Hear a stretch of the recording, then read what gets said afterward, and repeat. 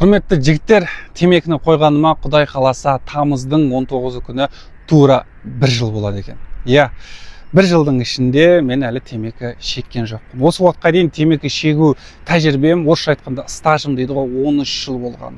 Сонау студенттік жылдары көрсе қызарлыққа салынып, басқа біреулердің әдетіне еріп, темекіні бастап кеткенмін. 13 жыл өзімнің денсаулығымды құртып, темекінің құрбаны болып келдім.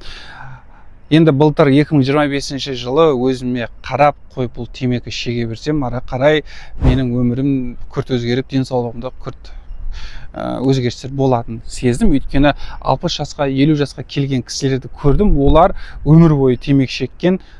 Түрлеріне қарасаңыз 50 жастағы кісіге ұқсамайды, түрлеріне қарасаңыз 60-тан асып кеткен кісіге ұқсайды, кәдімгі 50-дегі кісі. Өйткені олар өмір бойы темекі шеккен. Мен солардың бір күйін қайталағым келмеді.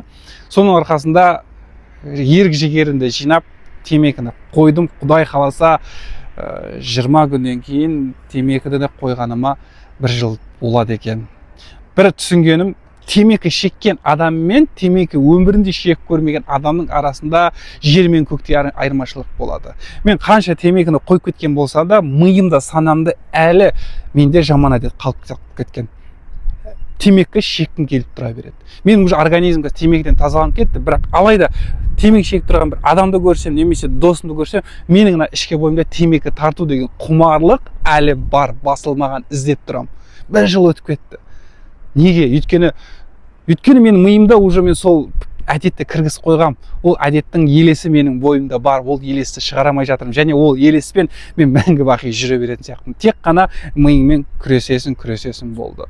Айтады ғой, көптеген темекі шекпей 2 жыл, 3 жыл, 5 жыл қойып жүрген адамдар кейін қатты депрессия, стресс болғанда қайтадан бастап кетеді дейді. Енді білмейміз, бірақ қаншама жұмыстың да шаруалары, депрессия, стресс ситуациялары өтіп жатыр басымыздан, бірақ шама келгенше темекі шекпеуге тырысып өз-өзімді ұстап жинап жүрмін. Сол себепті жігіттер, темекіні қойыңыздар. Ешқандай дәрі де керек емес темекі қоюға. Бір анау кітапта оқып, молдаға барып дем салдырудың ешқандай қажеті жоқ. Ең басы ерік жігер, сила воли. Болды, мен темекі шекпеймін, шо деп тоқтатып тастайсыз, болды, сіз шекпеу керексіз. Өз-өзіңізге уәде бересіз. Және темекі шегетін кезде бір лайфхакты айтайын. Темекі шеккіңіз келіп жүрсіз, қойғансыз, қою процесс жүріп жатыр. Сондай моментте конфет жеңіз, құрт жеңіз, тәтті бір нәрсе жеңіз. Миыңызды тәтті нәрсемен алдаңыз.